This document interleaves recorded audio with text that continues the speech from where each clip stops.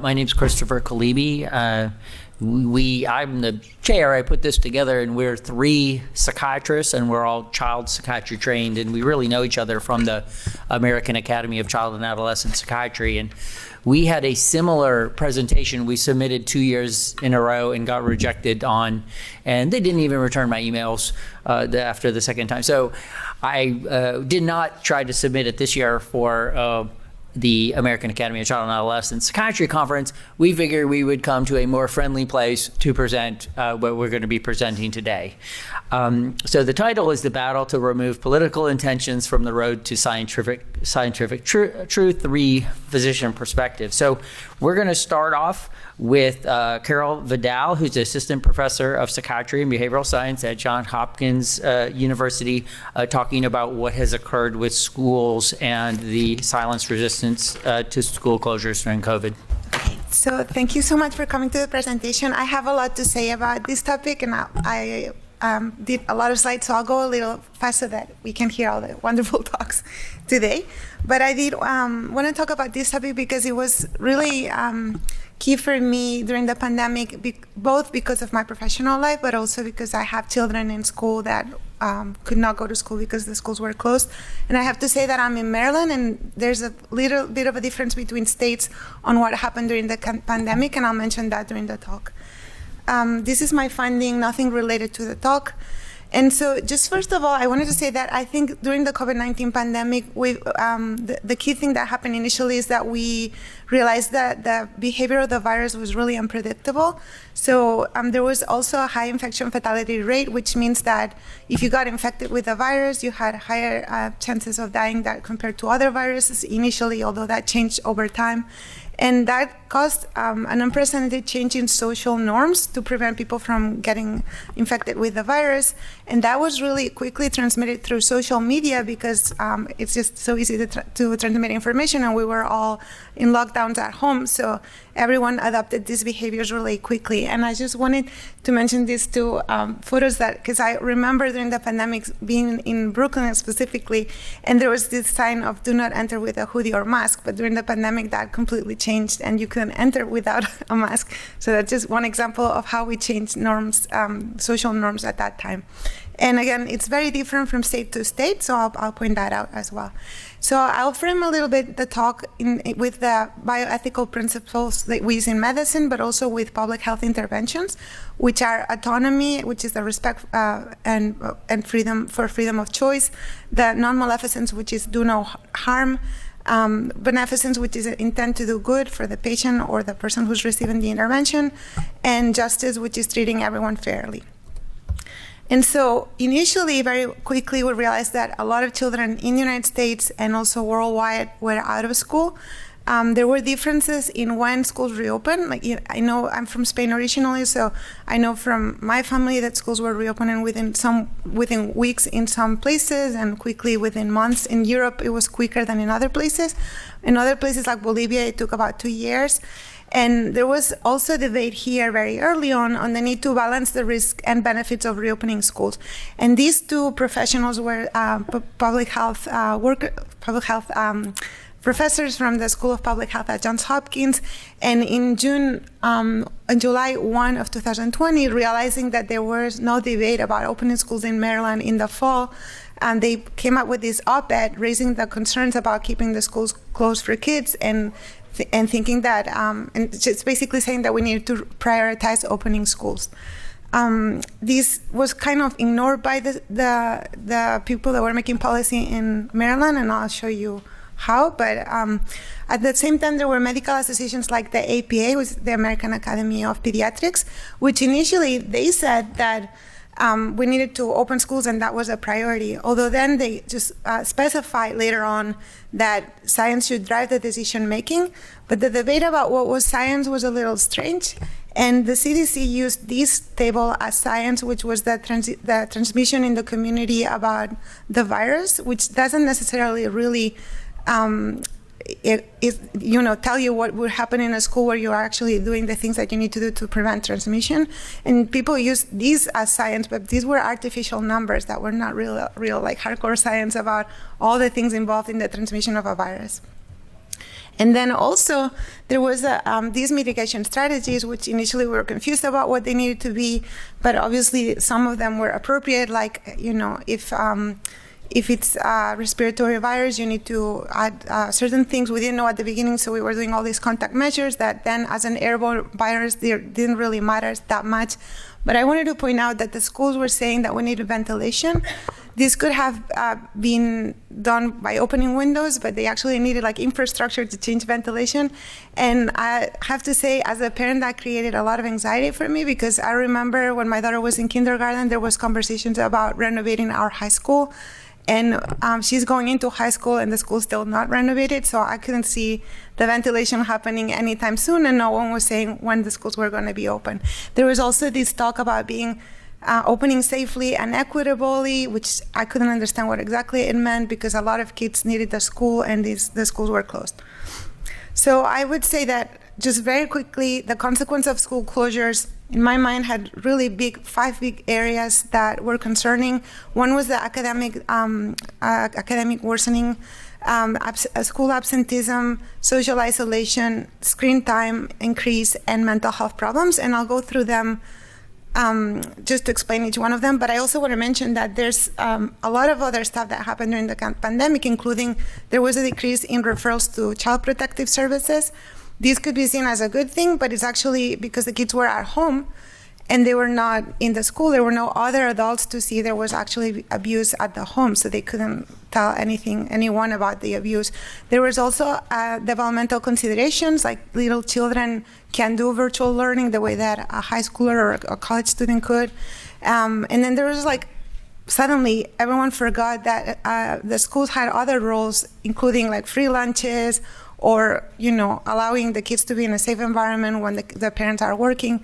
So there were a lot of other issues that are not usually mentioned when the debate comes up. This slide has a lot of information, but it just essentially says there's been a drop in academic scores that was really exacerbated during the pandemic, and that we haven't even gone back to pre-pandemic scores, like pre-pandemic levels of education, even now, 5 years later. And that the average U.S. student remains half a grade behind pre-pandemic achievement, and also that there was an increase in socioeconomic disparities, or education based on socioeconomic disparities. There were really strong words from institutions like UNESCO and the UNICEF that were using words like the worst education crisis on record, immense cost to everyone, deeply concerning. It's going to exacerbate inequalities in education, and that reopening schools should be the country's highest priority. And it would be a mistake to return with business as usual, which meant that once the schools reopened, we had to really make up for all the time lost. But this did not catch on in my state, and I'll explain that later. In terms of school absenteeism, we also knew that was going to be a problem. As a psychiatrist, I've worked with kids with school avoidance. I know that the longer they stay out of school, the more of a problem it is to get them back to school. So I was really specifically concerned about that. Usually in the districts that closed for in-person instruction, there was more absenteeism. This continued post-pandemic, and it was worse in high poverty areas. Although you could do things about it, we have continued to see increased absenteeism. The chart on the top is from Wales, and the bottom one is from the United States. And the darker blue, it just shows like a 7% absenteeism rate in elementary school, but then it just in 2017 and 2018, but it goes up in 2021 and 22 after the pandemic. We knew this was going to happen because we knew that absenteeism was bad for academic scores and just bad in general for social outcomes in the long term. It increases the risk of dropout.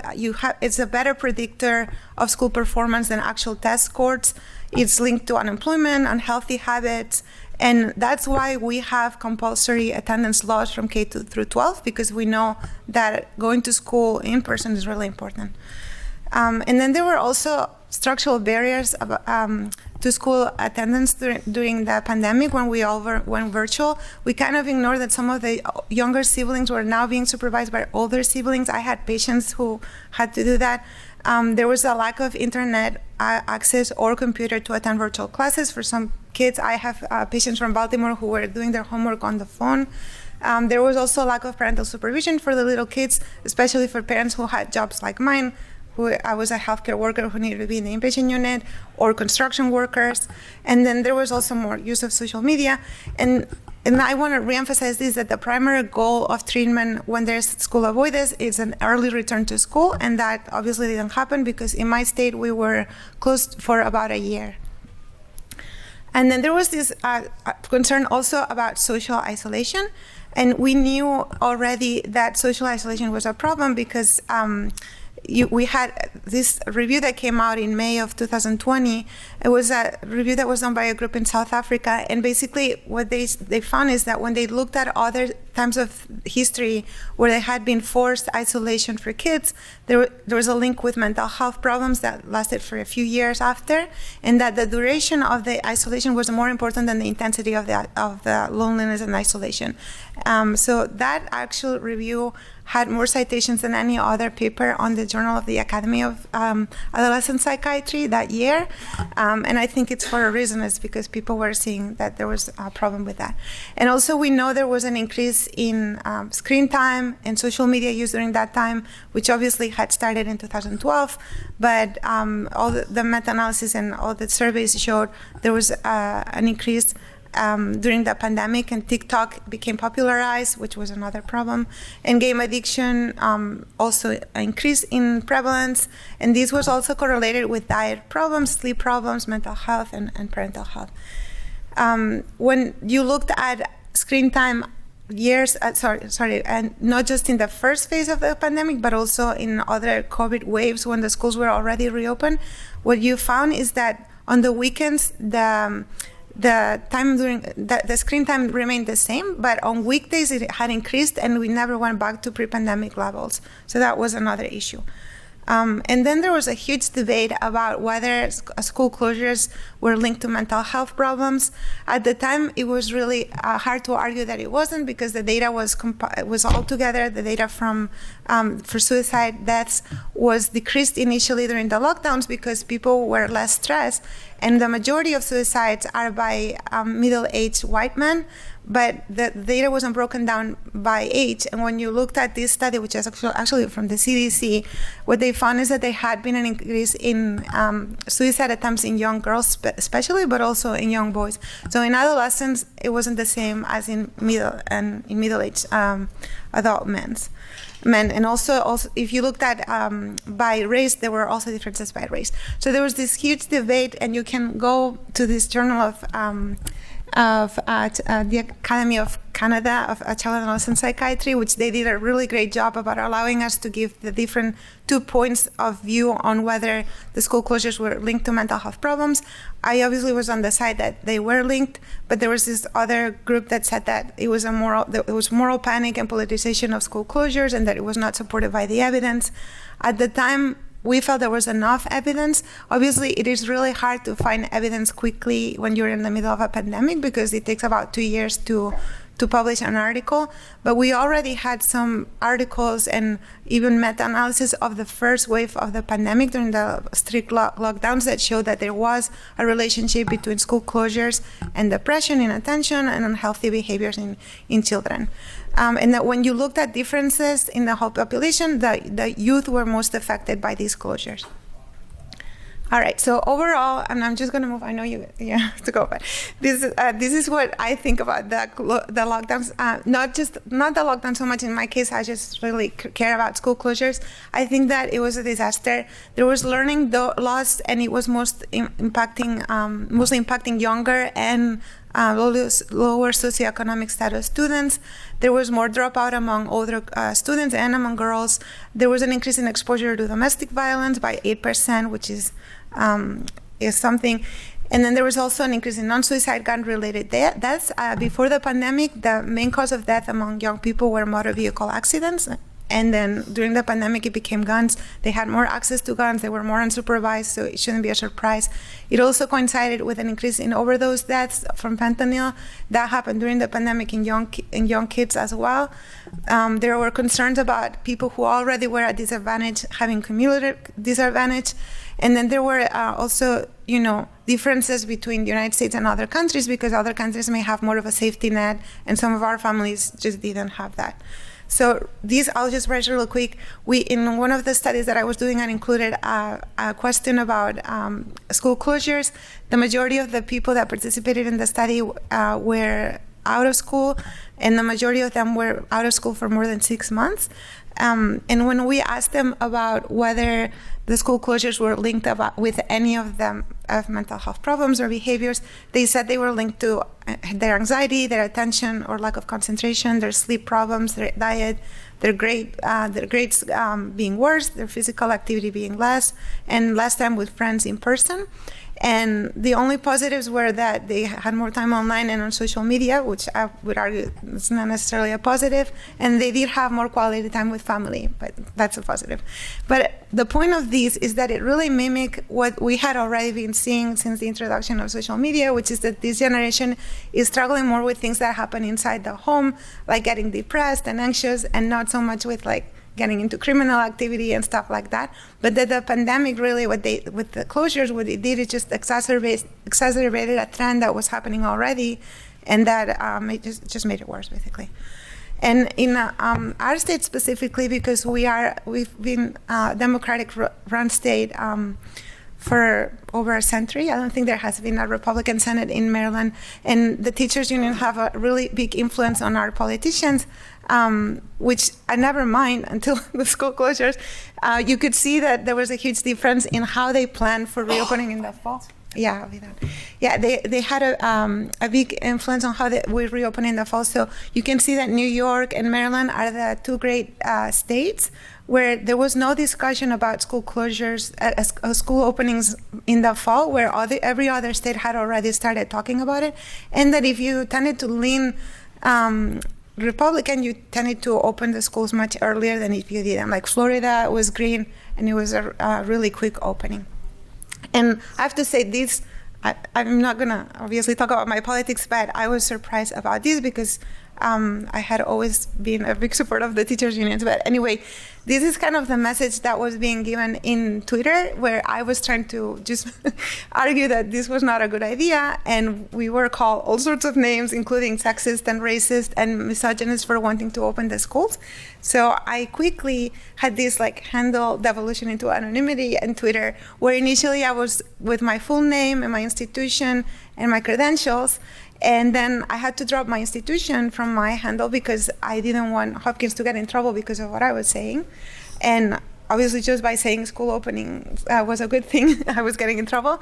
And then I ended up, from there dropping my credentials because I was making my profession look bad. And then I ended up just with my full name, but that was also an issue because people would Google and bully you like that. So I ended up with my first name, and then finally I just completely made up a name. And I can freely now talk about how I think about these things and other things, which I'm really happy about, but it probably has, I don't have any influence in what is said in that environment. And just really quick, and I'm finishing now, we had a problem with the pitting of teachers, where there was this narrative of we wanting to kill the teachers because we wanted to open schools, versus the parents, which were really seeing what was happening in the home and were really concerned. So we were extremely active.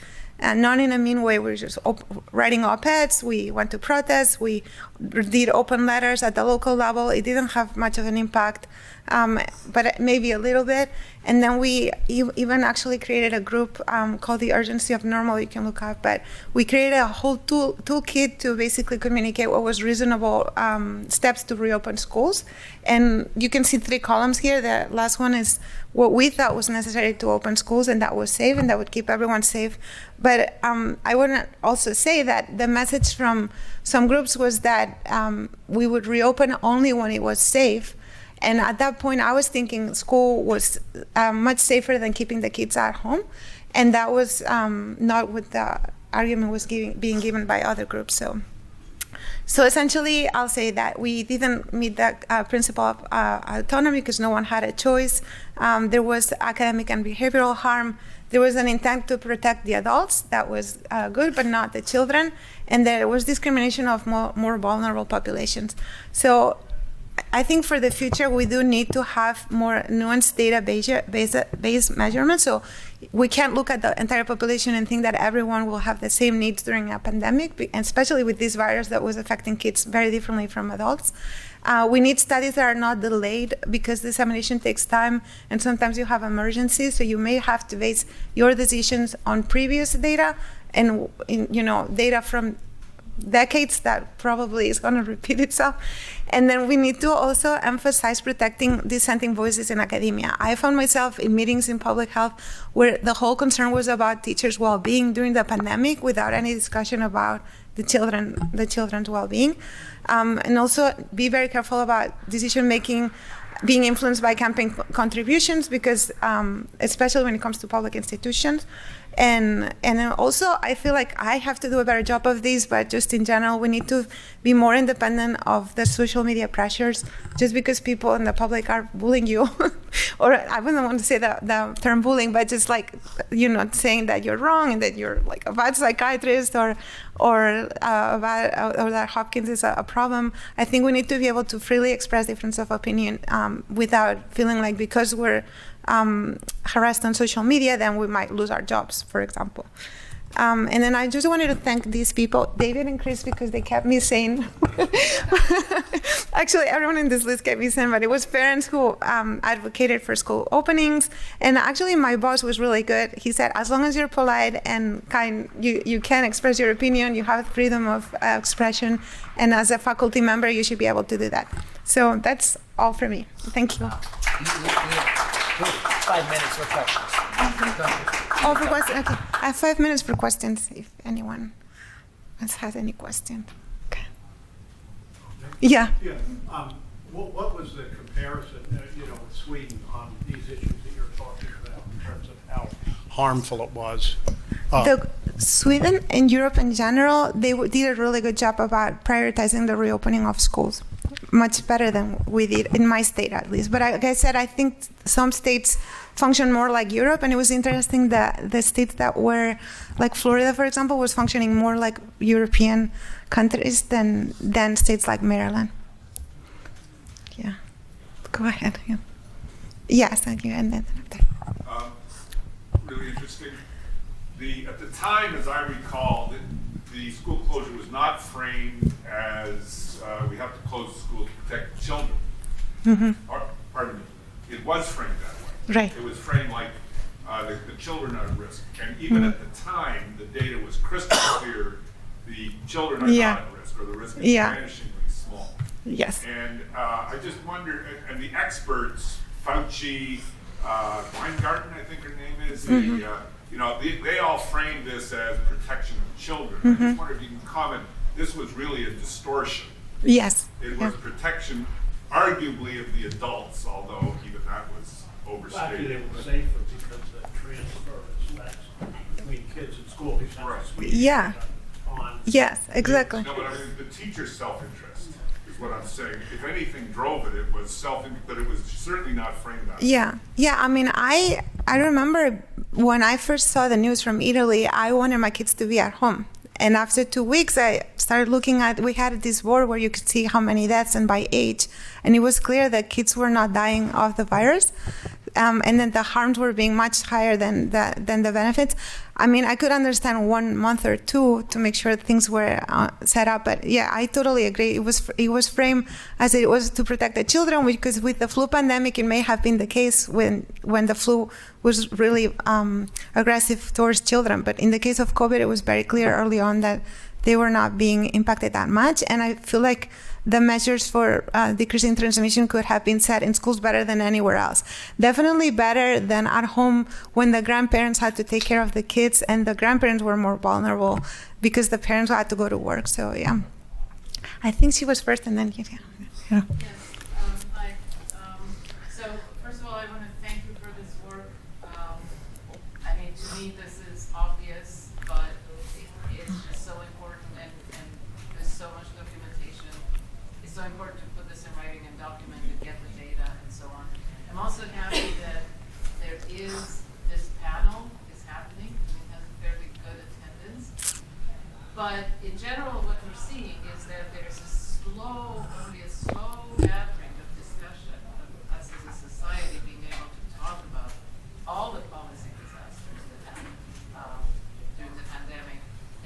So I wanted to ask you, and I think to me, going forward, is the most important thing is to learn something from it and have some better guidance for the next pandemic. I just wanted to ask you, like, do you see, and right now there is someone who's sympathetic to this view at the NIH. A lot of this is related to research and health policy. So how do you? Yeah, I can't really talk about. I think there's a lot going on right now, and it's so confusing in different ways. But I know that the person who was at NIH was very sympathetic because, yeah, he was very supportive of, and he wrote a declaration basically with other colleagues talking about basically doing policies based on age differences and that the schools should be open.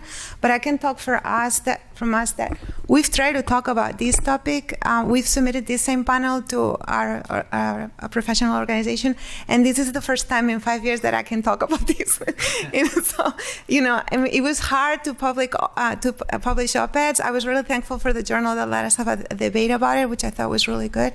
And it was not easy to talk about it always. I think in my state I understand because I know there's a lot of political pressure, but I really think there's a need for more discussion about this to do a better job in the next pandemic. This next one's the last question. Yes. You made a quick reference to unions, and I know in Southern California there was a huge role that unions played, and I was wondering, if that experienced the same thing in your state. Yeah, I think California, New York, and Maryland were about the same. They have in Hawaii, but I don't remember people resisting so much in Hawaii. But yeah, big districts with big unions were the ones that tended to stay closed the longest. Yeah, it was. Yeah. Thank you so much, everyone, for your questions. All right. And next we're going to have Dave Atkinson, who's from the University of Texas Southwestern and is board certified in addiction and child and adolescent psychiatry. Thank you all for coming in. And so I'm going to talk about a lot of the distrust that spread through science due to the lack of debate. And, my disclosures, I don't have any financial conflicts of interest, but we all have intellectual ones. And so I'm putting these on the board. I'm not a Trump supporter, kind of middle of the road, on many things. I voted fifth party in the last 3 elections. Also, Roman Catholic, if you think this affects my conclusions. But the problem is that the way science is debated now, a lot of people really do think those priors are important. And certainly, we all have intellectual biases coming in, but I think that what you're seeing a lot of is an attempt to disqualify people who'd fall outside of the box. Now, I'm not going to say that experts are worthless. I am not going to take the Joe Rogan side, but our complex society actually really requires experts and specializations. The concepts of experts and expertise is not the problem. It is the behavior of the experts that we have. Individual issues are pretty complicated, and they do require public-facing dialogue needed to explain and bridge the gaps in knowledge. And honesty is necessary to rebuilding the trust gap. Because what we've seen, and there are several different surveys tracking this over time, but trust in science, went way down as far as the number of people in the yellow. I should have made these very different colors, but yellow is the great deal of trust, and then orange is no trust in science. And you see no trust going up, great deal of trust going down. So who trusts the scientists, or who trusts scientists less in the medical community? It's Republicans, people of color, people making less than $100,000 a year, people under 25, and basically people who are not like the doctors and medical scientists. And is cultural isolation making physicians and scientists blind to the problems of medical science and the trust in our field? And another question is everyone who distrusts science less well-informed than the scientists? Well, we're going to talk about one issue where that seems to not be the case, which is the lab leak hypothesis, the suppressed debate and discussion. And so why is the science, quote unquote, still pretending? So my story on this, how does a child psychiatrist get involved in this? And that, like all of you, I was watching January 2020 with COVID spread, and it seemed like the virus was unstoppable in China. Regardless of mitigation measures, it kept spreading. And then February 2020, there was an outbreak in Italy. And we were told the virus arrived in Italy January 31st when a businessman from Wuhan came in. And then by February 21st, the country's locking down, and you're seeing unprecedented deaths, like the town of Bergamo, like, the entire newspaper was full of death notices. And it was really scary. But one thing we've learned later on is that you saw antibody screens, and these are replicated validated antibody screens of tissue samples positive going back to October 10th, 2019. And so the virus was circulating in Italy for a long time, and that date of emergence really throws a monkey wrench in the narrative. I mean, wastewater was positive in Milan and Turin in December of 2019, and so that's probably not just a case here and there. You have 2 different major cities in Italy with positive wastewater samples. So it kind of makes this question: did it really emerge from a lab or did it emerge from a wet market in December of 2019 and already spread to be measurable in the wastewater of Milan and Turin? And I was leading a trip to Italy. We were going to go take artists and have them paint murals in Sicily, but we had to cancel this trip. Then both of my parents got COVID in March 2020. They were early adopters. My dad nearly died. A lot of that was due to the misunderstandings we had of the management, early intubation, no steroids, et cetera. After I survived that, I kind of needed a breather. I started joining the physician Facebook group to discuss COVID. And, I know it was interesting because, I had come in there with a lot of knowledge, having been really immersed at different levels. And at one point in early April, I suggested that this virus may have come from a lab. Jim Garrity's reporting on National Review talked about some specific things, like there was a scientist at the Wuhan Institute of Virology was disappeared. 5 years later, we still have no trace of her. And I was suspended from the group. They said, okay, you can't participate anymore. I DM'd the leader. I was like, what's going on here? They said, well, basically, Facebook told them they couldn't publish these stories. They couldn't push anything on the lab leak theory because it was, quote, not evidence-based. So you had to suspend people, and if you didn't suspend people, Facebook was going to take your physicians group down. I mean, that's huge because there were a lot of physicians trying to get information on these groups on how do I treat my patients. But lab leak orthodoxy was important enough. Turns out one of Meta's fact checkers was Danielle Anderson, a PhD Australian researcher who had worked at the WIV under BSL-4 conditions. And I'm not here to drag her because we have no idea what kind of pressures were put on her. I feel like, especially people who blame the Chinese scientists, I mean, if y'all were in that situation, there's a good chance they will not only go after you, they will go after your family. Let's just be real. One physician responded to my post saying, try actual science. Here's a starter for you. And she attached a PDF article called Proximal Origins of SARS-CoV-2, Anderson et al. 2020. And the authors of this have been sufficiently dragged, so I'm not going to do that. But there was one sentence that turned me into a little bit of a monster. It said, furthermore, genetic manipulation had been performed, one of several reverse genetic systems available for beta coronaviruses would probably have been used. You see, it's not made in a lab because they would have made something that followed one of these systems. And so the citation that they provided didn't really back up the assertion. And so with the origin of COVID literature, it became very difficult to read the papers because I had to go back into every citation and make sure it was valid. And then later on, they started to cite invalid papers, so there was like a recursive issue. So science, you should be able to trust the citations. And yes, it is great practice to look it up, but man, I'd probably have only read 6 articles in my life if I had had to look up the citations of every single thing. And this is interesting, where I found an unlikely refuge, which is Twitter. I could probably count on one hand the number of people who've had their lives improved by Twitter. In fact, if you cut off my hand, I could probably count on one stump. There's just not a lot of people who have found their lives, greatly benefited by Twitter. But there was a group of scientists discussing a lab leak. We couldn't do it on Facebook, and we couldn't do it in academic circles. Oh no, but on Twitter, we kind of got together.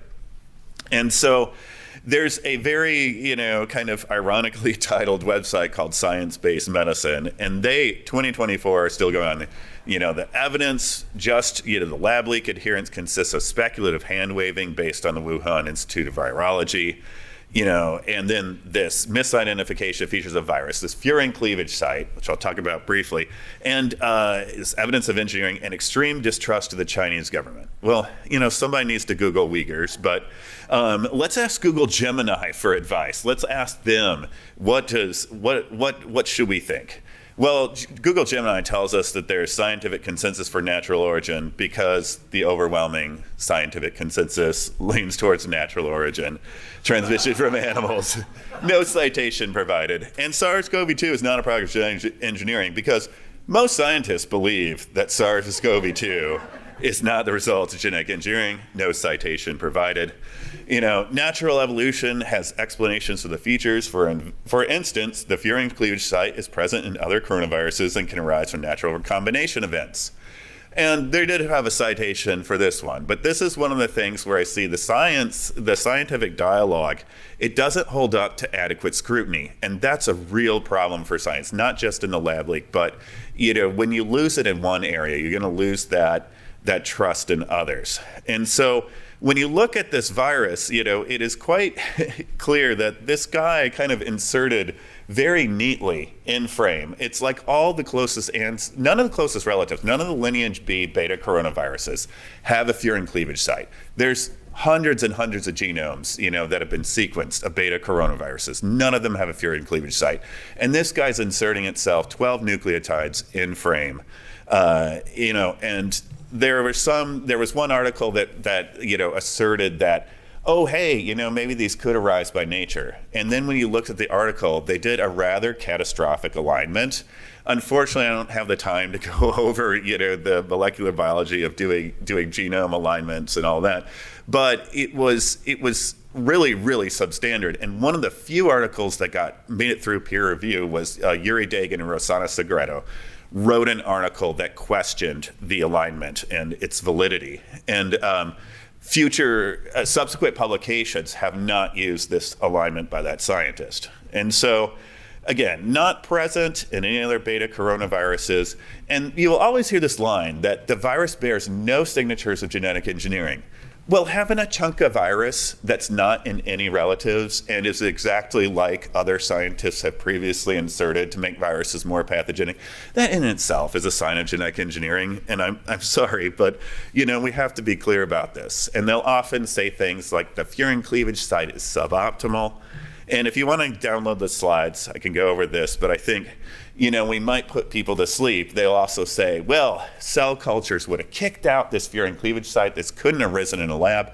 It depends on the type of cell culture you use. If you use human airway epithelial cells, it's not going to kick it out, And so we have this really, intense insistence, though, upon mainstream virology and part of academia is that, in contrast, emerging evidence since very in the pandemic has consistently favored a natural zoonotic origin for the virus.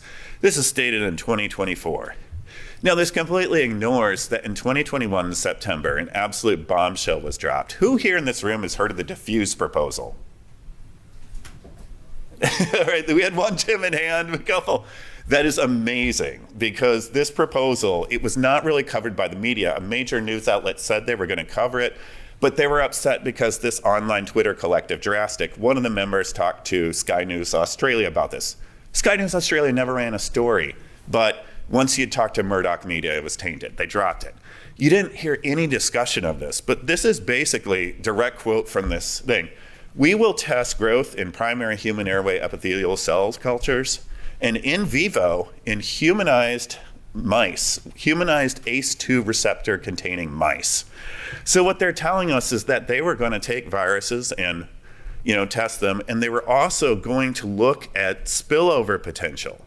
They were going to take these viruses, mix them together, take different spike proteins and put them in the backbone of the virus, see what they were going to do, see how they would react in vivo models in mice and in tissue culture. And they were going to take proteolytic cleavage sites, like the furin cleavage site, and they were going to insert them appropriately. They're basically saying right here, they're going to take features of high-risk strains that are of low abundance. Let's take these things that are rare and very risky, and let's put those risky elements into viruses that are really common but not risky, let's take the average man on the street and turn him into a psychopath. You know, this is the kind of logic that they have, is that you're doing something that is inherently quite dangerous. And FOIA requests, you know, there was actually the media. Emily Kopp is a journalist who got, through FOIA, she got these documents. And one of the things that was discussed is that they were saying, okay, you know, in the proposal, they were saying we're going to do this at UNC. And then they said, well, actually, after we get approved, we're going to do this work in Wuhan because it's easier, it's cheaper, because in Wuhan, we won't have to do it under BSL-3 conditions. We could do it in BSL-2 conditions. And the fact that the media is not touching this is a scandal, but the fact that academia is also not ready to admit this, the fact that our medical literature hasn't really confronted these facts is amazing. I mean, this is where that is where this debate should be taking place, not on Twitter. You know, my colleagues' emails expressed concerns. They could not believe that the Chinese were doing this, the WIV scientists were doing this in BSL-2 conditions, and one of the colleagues replied, yeah, it's Wild West. So these are the same scientists that were telling us there was nothing untoward in that lab, that a lab is kind of beyond reproach.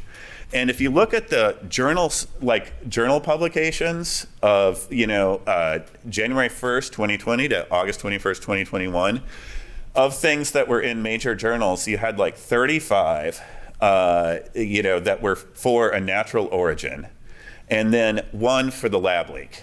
You know, yeah, so 35 to 1 is not a very good ratio. It's very lopsided. It's almost like the proportion of people who believe that the virus came in the lab, but in the other direction. So this is an Economist YouGov poll, and it shows that, you know, 61% of people believe that the virus either definitely or probably emerged from the lab, versus 10% that think it's probably false, and only 5% who think it is definitely false. There was not a lot of demographic difference, but there was significant difference among liberals. But even in liberals, you have a 36 to 30, you know, favoring that this virus came from a lab. So it is quite a problem when we have this in the medical literature. So how do you get people to converge on a story like this? Well, here, you know, with the Italian presentation, I can do a little bit of expertise, you know, is that there's a concept they have which is very important. It's called omertà. And omertà comes from the mafia code of silence, but what this is translated from the Italian Wikipedia, omertà is the silence about an offense or about its circumstances, whether for reason of comfort, convenience, achieving advantage, or caused by fears and anxieties, or even ideological reasons, in order to hinder the investigation and or punishment of the offender. So how would omertà take place in science? Well, for the ones who are inside of, you know, the Wuhan Institute of Virology, there may be some very real threats of violence. There's also funding versus ridicule. If you were to, the scientists who did come out and say this came from the lab were just very, very heavily ridiculed. And there's also mutual advantage, there's collective guilt, self-interest, and there's even political tribalization. Don't hand Trump a W by saying this came from the lab. You know, that is not a very good scientific prior to have. And so my own university did not want me to discuss this because they didn't want me to talk about anything that is a conspiracy theory. Well, you know, a conspiracy theory is just a hypothesis of collusion, you know, between a group of people to carry something out in secret. So I think that one of the things that, you know, is important is that, you know, if we think that there is this kind of conspiracy, we have to look, is there a capacity to enforce omertà among the members? And so I have these in the slides, but basically, you know, there's some people who can really enforce this. And when you have NIH funding or you have lab funding all funneling through a single mechanism, you see a lot of bunching together of the opinions. In France, their virologists were very much in support of the lab leak hypothesis. A huge exception compared to other countries. And that may be because of an independent scientific funding source. Science is a method, it is not a series of opinions, and anyone who departs from that method is no longer doing science. Calling yourself a scientist is kind of deceptive in those situations if you're not using the method. Also, a lot of people are saying, oh, that, you know, if this were known, it would really hurt the trust in science, but the lack of debate and the cover-up, I think, has hurt us more than the actual event. I mean, the political capital to go through NIH with a chainsaw, That probably comes from these things like the suppression of the lab leak. And when Jay Bhattacharya brought this up earlier this year, you saw all these scientists walk out when he said that the NIH may have funded the research that led to the creation of SARS-CoV-2. A lot of scientists at that point walked out, and other people at NIH were applauding them. This is obviously still a very taboo topic. So the NIH's proposed solution to this is more cowbell. They stated that they want to have a scientific integrity official that will resolve public debates between scientists on matters concerning public health. So don't talk about it out in the open. We're going to send an NIH scientific integrity official. You know, that's a little Orwellian to go secretly. You guys talk about this and you come up with a solution privately. We don't want this spilling out in the public.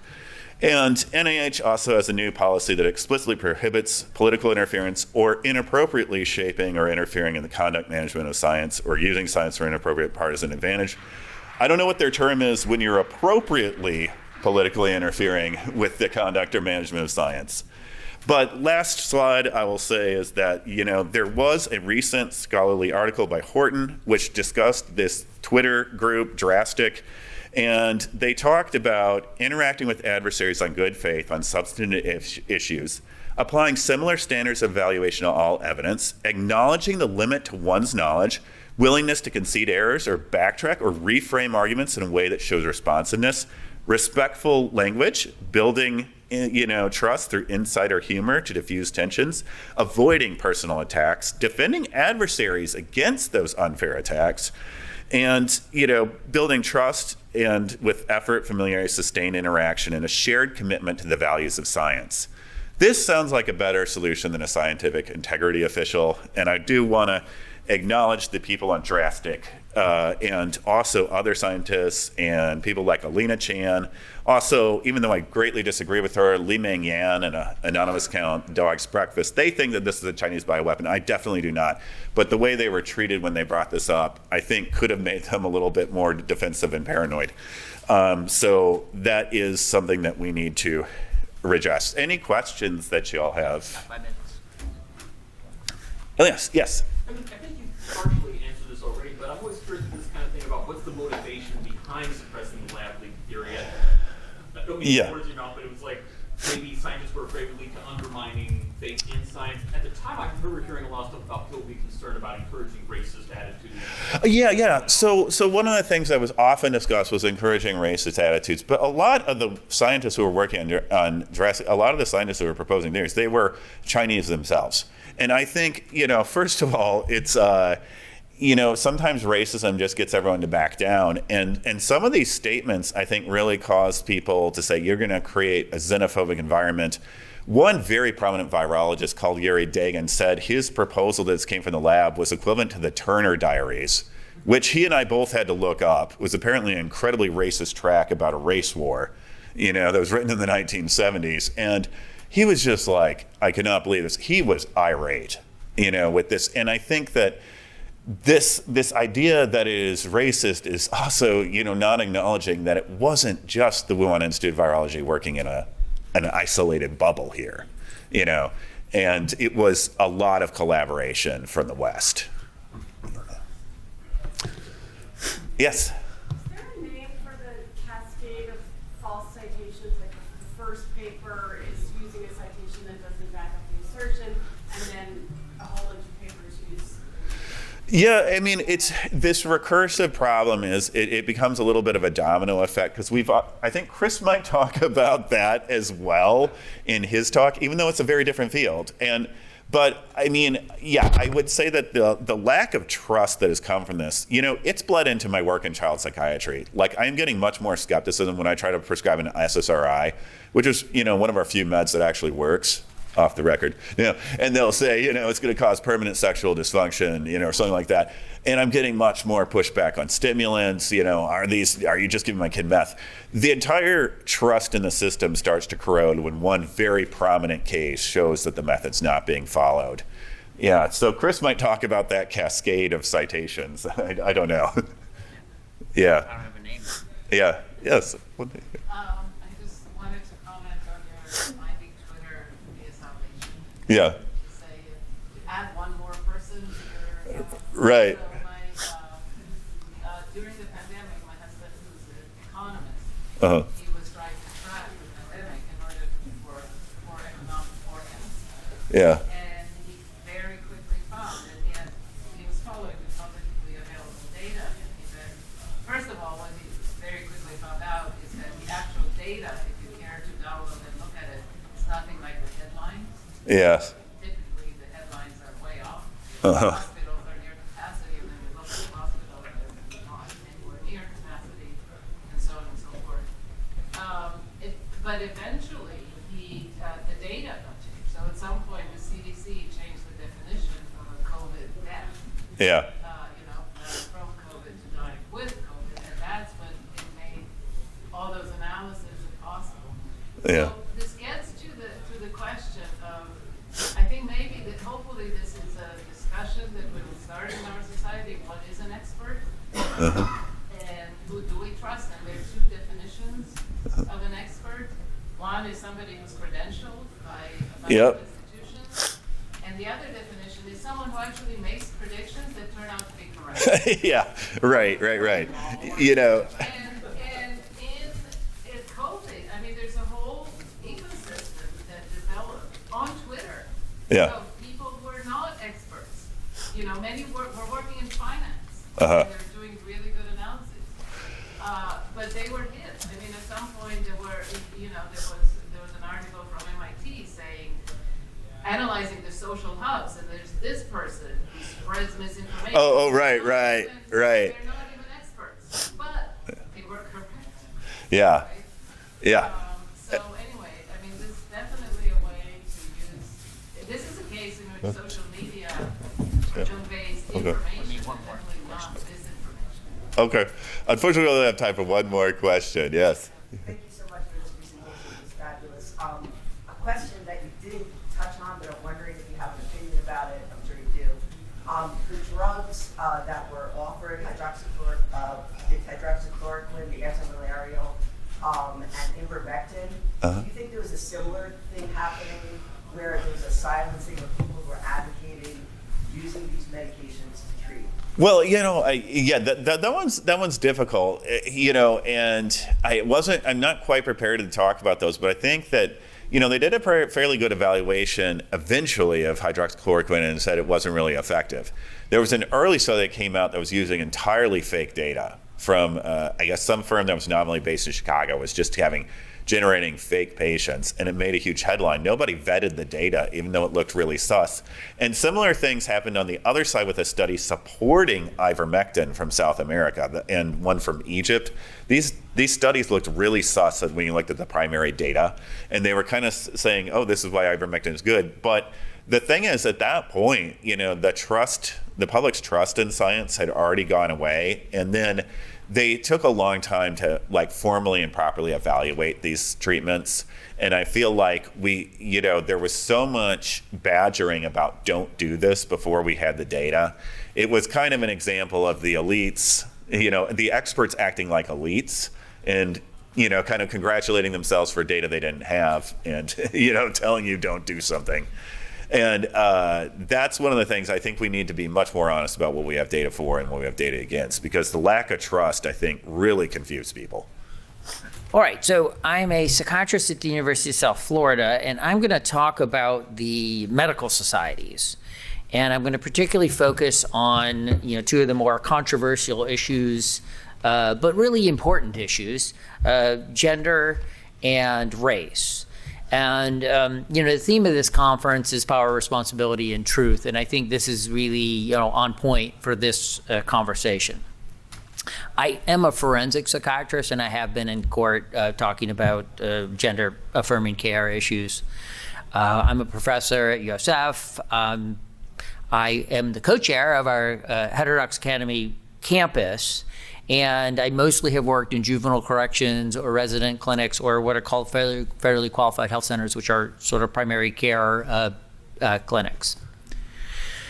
So professional medical societies are very important in our system. We have a very disorganized medical system. I don't think it's a surprise to anyone to hear that. And we don't have a governmental agency that literally oversees all the different specialties. They kind of oversee themselves. And these medical organizations are responsible for training psychiatrists, or in our case, but other medical specialties. They educate us. They are a part of, they're intertwined with our board certifications. They run conferences. And they're our way to socialize and get together and find other people in the field. They do a lot of valuable things, and they can do a lot of things really well in some ways because they're not government agencies. They can get out in front of things in a nice kind of way. And they are also affiliated with the major journals. So most of the major journals are affiliated with the JAMA, the Journal of the American Association of Medicine, and in psychiatry, the Journal of the American Psychiatric Association. The green journals are a big journal for general psychiatry. So they also run the journals, although in theory they're separate from the organization. And then they advocate. So especially within the last 10 or 15 years, they've become really excited about advocacy. So they're doing a lot of advocacy in the courts, and they do politicking, and they put out policy statements and press releases and this type of thing. And so you can see, if you're any reasonable person can say, well, how can you both do science and advocacy, right? If you're an organization that's primarily a scientific organization, does that not interfere with the advocacy? And if the advocacy follows the science, I think it's fine. So we have to be clear on that. But we also the advocacy should stay within your field. If you're if you're a psychiatrist, you don't need to be advocating for things outside the field of psychiatry. Well, the chain of trust in medicine has, gone down, and you can see it during COVID that there's a spike in the Democrats up, but it's still way down from where it used to be. And I think skepticism about modern medicine makes total sense. I mean, our system is a mess. There's lots of scams everywhere. We're not doing a good job, and we're spending a ton of money. So it's not surprising that people don't really trust who's running medicine. A lot of it is systematic error and probably not the fault of people in medicine, but we have some serious problems. Now, bringing us to the question of the first topic I'm going to cover a little bit of is race. And race is America's original sin. It obviously is embedded into our culture in a very serious way. They're really, South Africa, you might say, or some other places may have had sort of organized racism like we have, where they really literally categorize people. But, we were 3/5 of a black, or a slave was 3/5 of a person, in the original census. And so we have this deeply ingrained in our society, and obviously we're still trying to make our way out of this, terrible circumstance. And medicine has put its attention towards race much more in the last, 5 or 10 years. And I think, that in its own right is not a bad thing. It's an important thing, and it's important to look at race in a nuanced way. And one of the problems, though, when you start looking at race, if you start doing the genetic analysis and realize, well, how firm of a concept really is race? How these categories that we are sort of have made part of our lives and we are constantly referring to on a genetic basis, are they real categories? And how are we choosing them? And so once again, while we want to use race in a way to make sure that we're not doing bad things and sort of unfairly, treating certain portions of the population, we also have to take race not too seriously in some ways because it's such a non-scientific concept. And if you look at David Bernstein's book, which I highly recommend, he goes into the history of how, certainly right from the beginning, America categorized black and white, but then we now have all these other racial categories, which were really mostly done for political reasons and don't make any sense. And we keep changing them now. Like now it's Latinx, and if if your ancestors were from Spain, but they went to South America, you could now be, in theory, a disenfranchised, so it's like, it really doesn't make any sense. And if you're in Afghanistan, you're white, but you move across the border to Pakistan and now you're Asian. I mean, all these things are not really on a genetic basis, they don't make sense, but also on even a geopolitical, cultural sense, that oftentimes they're just lumped together in ways that are expedient. And so, but they take on a life of their own.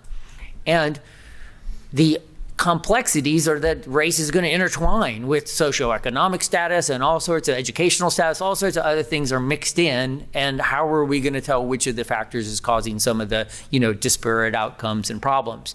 And that over-focusing on race can obscure some of our more important, and I think a lot of people have the critique that, have we focused enough on class and have we focused enough on poverty while we've turned our attention so much to race? And I work in juvenile corrections, and in the primary care centers I worked at was always with very poor populations. So I think we've had a major fail there as a country. So the other thing is, because it does capture some genetic clumping, race does actually capture on a biological basis some relationship to medical illness. And so there are going to be some different illnesses and I'm super pale, so I'm going to be much more likely to get skin cancer. My ancestors obviously came from northern climates. It's just a thing that we cannot deny, that there are some where your ancestors were selected them through evolution to have certain traits. I'm good at absorbing vitamin D, so I got that going for me. But this is a real, we have to be able to talk about it. We need to be able to study it. We need to understand what is maybe part of our genetics and what might be coming from other factors associated with race that are not actually have any genetics. And so you'll notice on the left we have some surveys. This is a Pew data one, and basically shows the distrust that African Americans have, more so women than men, but pretty much similar across socioeconomic status. And an article from 2020, which was highly publicized, about physician-patient racial concordance and disparities in birthing mortality for newborns. And so when this came out, it was big news. It was in all the newspapers. And now we look back and, on HERD, which I think this headline says it all, why did it take 4 years to debunk the black baby study, right? So the headlines are big when we think we may have found something that points to racism, but the retractions and maybe the letter to the editor and all this, when we find out, no, it's really just that the white physicians had more, were caring for more of the underweight babies, and therefore that the much better explanation than racism was that there was different populations that the physicians were treating. And so, we have had people very sort of enthusiastic about finding racism in medicine and pointing to it in a way that really is not served. At the end of the day, we are trying to serve patients and we're trying to be good at our jobs, and sort of over-diagnosing racism in medicine is not helpful for people. And so unfortunately, the narrative is out there. And then our organizations have fallen all over themselves to come out with proclamations, which I think are very, seem to focus very much on their own virtue and not so much on helping the populations that they want to help. So AMA, you could please go to their website and look at their strategic plan on equity. You can look on when they have trainings on race, what are they like? And they often are very much, and if you read on the bottom, these far-reaching and persistent manifestations of a white supremacy, the false hierarchy of human values based on the color of one's skin. We have tons of problems in our medical system and we need to solve them. But by sort of framing this, that white supremacy is the main problem, are we really going to help the patients at the end of the day that we're trying to help? And then what are the professional organizations? In our organization that we're most involved with, the American Academy of Child and Adolescent Psychiatry, their journal is now an anti-racist journal. They have declared themselves an anti-racist journal, and I don't have the time to go into all the crazy things that but the editors are willing to put themselves out there. Not just they want to focus on race, or they think race is important, or that we need to come at this at a way where we can figure out how to best help patients who are black. Now we have the names of all the people murdered by police officers and declaring us, and it's just, this doesn't make any sense because we are not police experts in policing. We're child psychiatrists. Why are we focusing on policing, and why are we taking this all or nothing stance related to race rather than going through race in a way that makes that has some nuance and acknowledges problems, but doesn't stir up new problems that aren't there. And if you look at what kind of books are getting reviewed in the book review, it's White Fragility and How to Be an Anti-Racist, which is, I read it. It's just terrible. It's just the worst cherry-picked stats, and the binary, the whole world is falling into these binaries, and you can just pick one. It's just so anti-intellectual. It's incredible. And when that first came out, that they're going to become an anti-racist journal, I wrote a letter to the editor and talked about the of course it wasn't published, but I'm put it up here. At least the world will get to see it now because I'm putting it on the screen. But this anti-racist vision, as presented, distorts complexity into reductionist binaries, stifles honest dialogue, and is noticed by Coleman. Here's a quote: is anti-empirical and anti-intellectual. I wonder why they didn't publish it, huh? But it's just the journal has, and then published again and again, all stuff from the same slant. It wasn't that we still even as of today, they're defending that same perspective. And now race and gender, and this is closer to clinical medicine, and the thing I'm very involved with. We have now adopted also a perspective on gender that I would submit as also anti-scientific and a problem. And on the left that's a news article, and I put that up there just to highlight how important, because I get the email briefs from my organizations, both the American Psychiatric Association and the American Academy of Child and Adolescent Psychiatry. These email briefs are all filled with propaganda type news. And so I would submit that they're systematically misinforming their membership. They only show you one side of the news and they never give you the other side. And after many, many, many submissions, I finally am going to be able to present in October on the CAS review that they have done in England. So so maybe things are turning, but I have to wonder, is this really because now they're under so much pressure because everyone's looking at their subpoenaing their documents and stuff. And they also are still giving me stress about what we're going to present. And so with the medical societies, you may wonder, how did we get here? And people have to understand that I believe the number is about 60, but it's right around 60 is the number of committees that they have at the Child Psychiatry Organization. And so the world divides itself into committees in these societies. And unfortunately, the people who are most excited about something, who are most enthusiastic about it, are often the ones who join the committee, and by the charter of the committee, they are the expert on that thing. So I think the people who took over issues related to race were people that were very excited about that and pushed the agenda in a certain direction. And the same thing with gender-related issues and the sexual orientation and gender identity committee, filled with people that has been their primary professional slant and interest, and not from a wide swath of psychiatrists. So this is the other thing. This is from the American Psychiatric Association. I got this email that said, hey, we have an upcoming training. It's about birthing people, in American Indians and Alaska Natives. And the crazy thing, I think using the term birthing people is crazy. But the second thing is, they're saying that this is integrating cultural humility. And I'm like, have you asked any of the people that you are calling birthing people? What kind of cultural humility are we talking about? Because I think that these people that are women would rather probably be called women, so you may want to ask them. And if you don't think it's real, this is Alan Josephson. I presented last year. This is the only slide I'm repeating on gender. But he was literally, for 15 years, was the chair of a department in child psychiatry at the University of Louisville and was fired, basically, non-renewed, demoted and non-renewed, because he believed that, we shouldn't be doing surgeries on kids, right? which is the opinion of most Americans, which is most people's opinion. And he was literally run from his department. He did finally, although unfortunately, because if they would have went to trial, it would have been incredibly embarrassing for the university, so they settled for $1.6 million. But they did ruin his life for about 4 years. I mean, this person, this is a very honorable man who really suffered just for trying to speak up.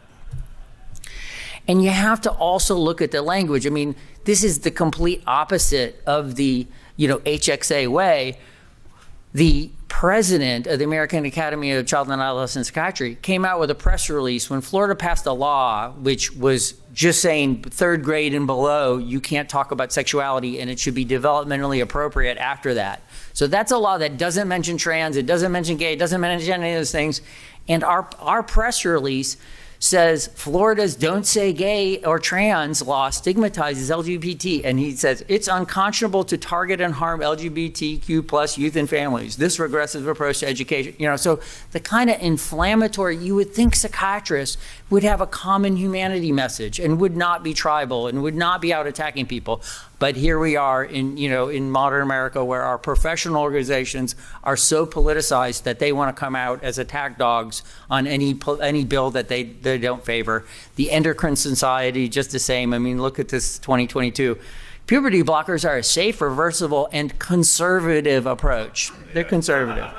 And the same thing with the president of the American Academy of Pediatrics. This is just one of the more egregious articles from our journal about how researchers should become true allies and speak and talk in narratives with gender medicine. I mean, research should now go in this direction. Incredible. And what are we really talking about? Well, Redstone and Villasenor's book really, I think, crystallize this gestalt within education, which I thought would never get to medicine, but it escaped the universities. And anything that aims to undermine traditional frameworks is good. Discrimination is the cause of all unequal outcomes, and identity is primary. It seems to me that these themes have now escaped into medicine and psychiatry and unfortunately have taken over, and we are now trying to pull reality back from a professional organization and stance of some professionals that have left reality behind. So what are we going to do? I mean, I just think that we can use all the same principles that we use at Heterodox Academy and that we should have been using because they're liberal science, or the principles of education and science that have been there for so long. We just need to bring in more viewpoints. We need to take a sober look at controversial issues. We need to not be tribal and demonize people who say things differently. And we need more dialogue on complex issues, not less dialogue or one-sided dialogue. And so, we have all the ability to do this. I think we used to do it. I'm not sure how we got to where we're at, but here we are. So that's my final slide. I guess we got about 5 minutes for questions.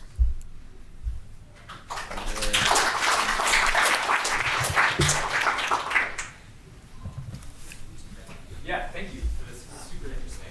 I noticed a parallel in the comments you made about who tends to occupy these professional committees to research in political science that you see more generally about people who are the most politically engaged having the most extreme views and occupying sort of podia and generally being able to dictate the course of public conversation.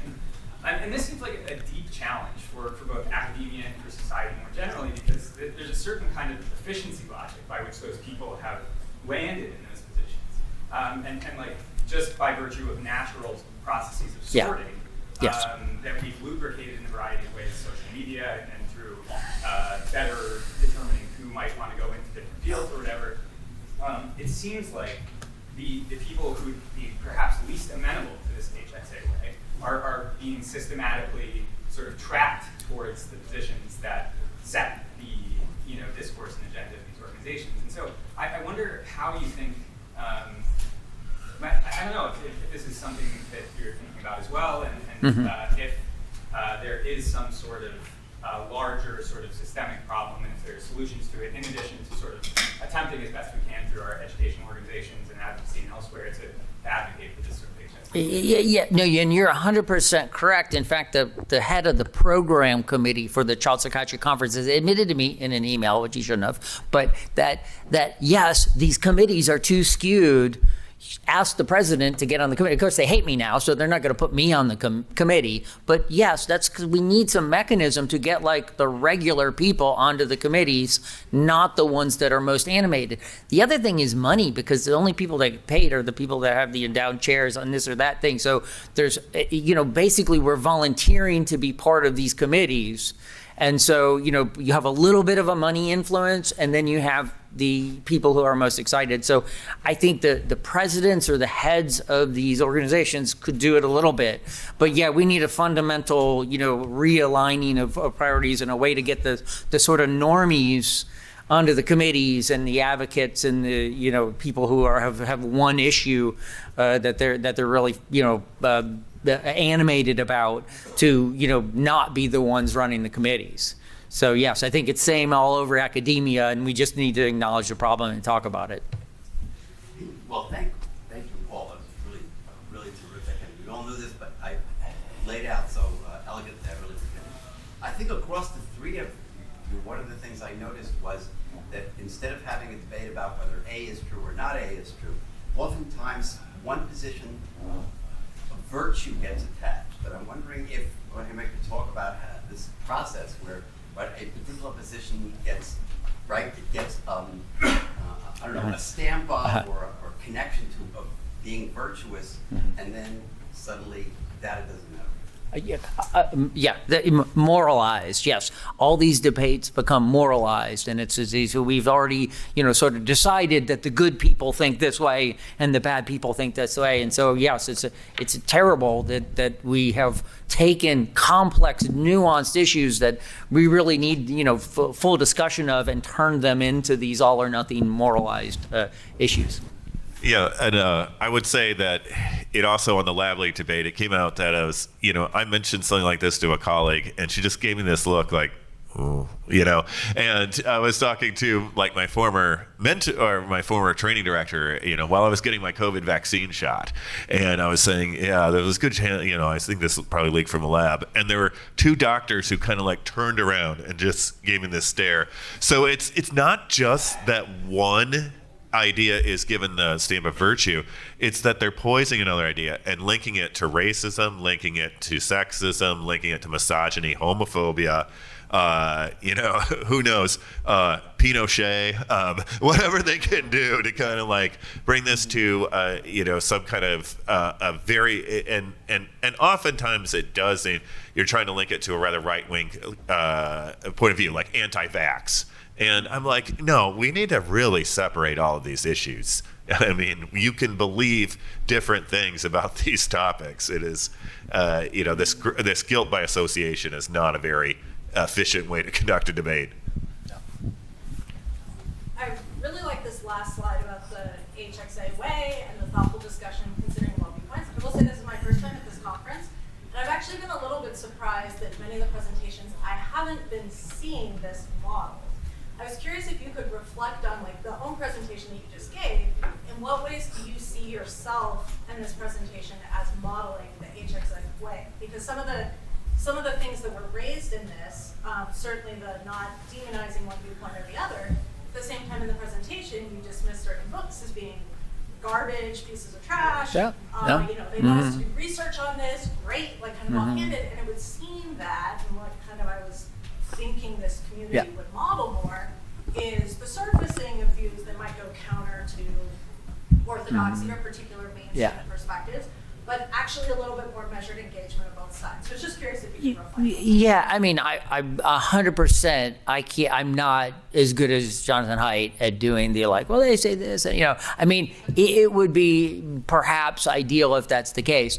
Of course, he's not sat in my shoes and went through what I went through, and it's also really we're really gonna, this Ibram Kendi. I mean, come on, there is some degree of rigor that people have to have. I mean, you can just look at the citations and the cherry picking and everything, but it is just very low quality scholarship, and I think to pretend that it's not, it seems to be kind of crazy to me. So I mean, perhaps I agree that I'm trying to bring up, but if they would have even tried a little bit harder, if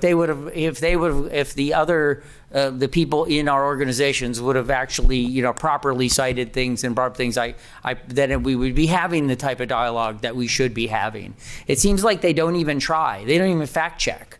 So, yeah, I mean, I would agree that I'm not ideal when it comes to modeling like Jonathan Haidt is. I'll try to do better, though. Do you want to? Well, I like that question because I often feel that way too, but I know that a lot of people here are responding to the censorship, and so they're saying the things they haven't been allowed to say, which I do think is important for newcomers to understand. But I also agree it would be better to not assume that everybody thinks it's all garbage. Having said that, I mean, I'm obviously I'm a lab leaker, but I noticed that when I started posting, and it really is only from getting to know people, urgency of normal people, who through Megan Down over there, who taught me about the science of masks and the science of vaccines, etc. So I had a private education which catapulted me out of my liberal bubble, but no one else in my bubble has had that education. And I noticed that people who were willing to listen to me about gender stuff that Chris and I overlap in, that when I started posting, when I started reading David Zweig's book, which I have not finished, but everyone should read, that people attacked me as a COVID denier. So, am I denying that it happened? No, but as we're saying, we were not allowed to even discuss the impact of school closures, and that we elites, our kids, were mostly okay, and we really screwed so many people whose kids were not going to be okay. So I still do not have any skills for talking about this with my own people. I'm very good now at engaging with people on the right. And I feel great because I get to be the reasonable one compared to them. But my own, I'm still a heretic among my own people. So I just, in terms of this, modeling conversations, etc., and to welcome newcomers who maybe have not been catapulted out of their liberal bubble, but are willing to come here with the other heretics. I'm just wondering how, by the way, I loved this presentation, but for me it's evolved. Yeah. So what would happen when I brought the ladies of Run Club, whom I'm always talking about, these normal liberal white ladies, to this? They would probably still just mark you all as COVID deniers. But I want to reach those people. So what do we do then? Well, I think one thing is, asking what evidence would cause you to think that this was a lab leak. Is there any kind of evidence? Asking them that ahead of time and just framing it as evidence, not saying this is what happened, but just what evidence would it have? And I do apologize for my presentation. Due to time constraints, I couldn't go over all of the other side, and it did have to do short term. But I think a good thing is just asking the open question is, what evidence would suggest this? I would argue against you now that sometimes when you try to talk, and I have the same problem because I came from a very liberal physician for my whole life, and then during COVID, I started seeing other points of view. And I think the evidence doesn't always work in that case. And I think it is a problem that when you're so polarized with things like this, you're lumped into a group where you don't really belong to. Like, I don't agree with 80% of the things on the right, but I disagree on some of the things that the left has done, and I automatically am put in the group of the right of a conservative party, and that's really hard. And I think because we're so polarized as a society, I don't really see a way out right now, except for what we're doing here, which is trying to see that it's not all one group, and not just because you have some ideas that you agree with one group, it means that you are completely having all the other ideas of the group, right? So I didn't put it in the right words, but I think it's a process. But I think this is a good exercise. Yeah, thank you so much. I'll do one more, and then I think we're over time already. So. As an answer to this problem, which a lot of people have, yesterday I heard a workshop on, and I heard this Hopkins, honest broker, that you might know. And so I guess the idea is that one way to break through, and it's not perfect, but it may be the best we have, is to explicitly acknowledge both sides. And really, unfortunately, I mean, it takes a lot of patience, because even stuff that you really know is not correct, you have to walk through the arguments, you have to give credence to them. And I think the issue is you have to buy the other person's trust before they're going to listen to anything. Before they're going to listen to evidence, right? And so, yeah, I know, and that's. I mean, I think it's just going to take more years for this to be acceptable discourse in society. I guess it's just slow, unfortunately. We're going to remain up here if anyone has any questions. Thank you very much. Yeah.